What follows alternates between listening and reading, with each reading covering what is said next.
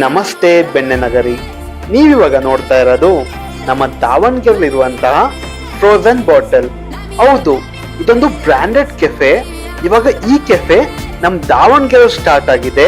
ಅದನ್ನ ಕೇಳಿ ನನಗಂತೂ ತುಂಬಾನೇ ಖುಷಿ ಆಯ್ತು. ಇಲ್ಲಿ ನಿಮಗೆ dessert, milk shake, pasta, Maggi ಹಾಗೂ ಇನ್ನು ವೆರೈಟೀಸ್ ಆಫ್ ಐಟಮ್ ಸಿಗುತ್ತೆ. ನಮಗೂ ಕೂಡ ಫುಡ್ ನ ಟೇಸ್ಟ್ ಮಾಡಕ್ ಕೊಟ್ಟಿದ್ರು.